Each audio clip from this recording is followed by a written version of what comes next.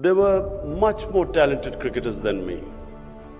When I was growing up, in my school, which I went to, was a school for privileged children in the society. And in that, I excelled in my school.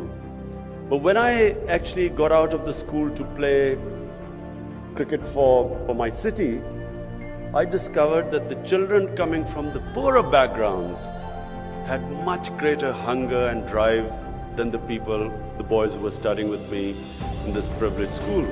I discovered that in my school we had the best coaching and the best teachers and the best cricketing facilities and the grounds and the wickets. We could not compete with these boys coming from the streets because their hunger and drive was much more. Not only did I discover that these boys were much hungrier than me for success, but they were far more talented. But the reason I succeeded was because I had bigger dreams than them. I thought bigger than them. I wasn't satisfied. When I was 18, I played for my country. Wasn't very good. I was dropped after my first test match. Everyone thought that was the end of my career. But the reason I came back was because the first time I got dropped, I tried to analyze my weaknesses. First time I played in England and I saw these other great cricketers, and I realized that the bowling action God had, my natural bowling action, which was I endowed with, was restricting me from reaching my ambition, which was at that time to become the best fast bowler. From then onwards, rather than be limited by my natural bowling action, I decided to change it to reach my ambition. Now this is, very important for you to understand this. For some of the people here, it's important to know your limitations. People who don't know your limitations are not successful. But it is also important never to be restricted by your limitations. Never accept them. Always try to expand those limitations. So what I did was that my limitation in my bowling action did not restrict me, because I decided that my ambition, if I stuck with this bowling action, I would not be able to reach my ambition. So I changed my bowling action. And I'm the only fast bowler who completely changed his bowling action from the time he started to the time I finished. I completely remodeled it. And this is against all the coaches, all the experts. People told me, listen, don't do that. You lose your natural ability. And all the time I came up against this thing that, look, you cannot do this. You will fail. Just play, do your limitations and so on. So you will also, people sitting here who are aspiring for big things, remember this, that all your life you will be told that this cannot be done.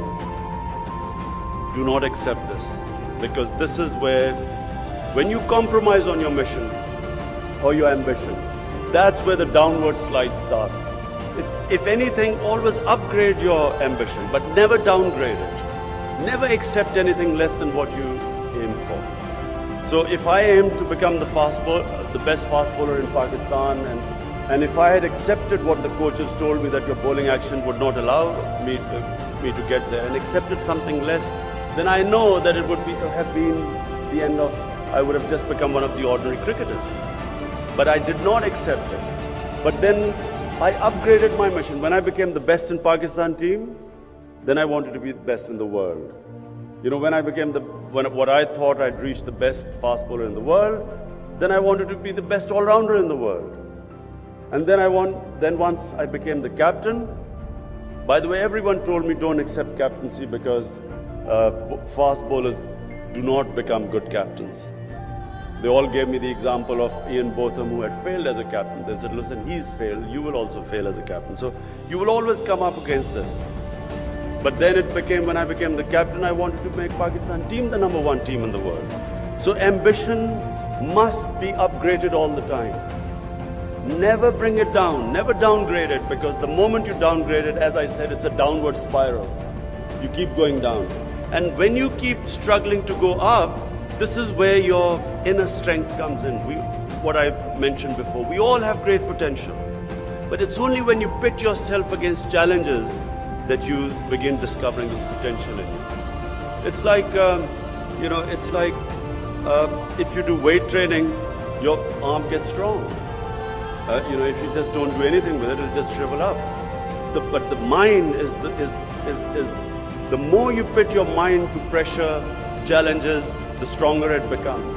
There's a great verse by one of our greatest poets which says something like, "Oh hawk, don't be scared of these gusts of wind that hit you. They are meant to make you fly higher." So don't be scared of these, obviously the bigger challenges you have, the more resistance you'll have. But never be scared of that. Because when you pit yourself against resistance, you get stronger. So my action, my body wasn't equipped to be that of a fast bowler. But the more I tried and the more I struggled towards it, my body got stronger. And similarly, much more, of course, is the case with the mind. Then when I became the captain, I had these ambitions that I wanted Pakistan to be the best team. Now that ambition must take precedence over everything else. You should be able to, if you cannot for any reason, any impediment in that way of your ambition, you must be able to, whatever it takes, you should be able to sacrifice for that. And so I'm the only captain, and that's the reason I was successful. I'm the only captain who twice resigned because the selectors did not give me the team I wanted to win. So my ambition was to be the best, make Pakistan the best team. When I realized that I wasn't getting the best team, for me to achieve that ambition, I was willing to resign rather than stay the captain. So this is also very important, that you must, do not let anything get in the way of your ambition.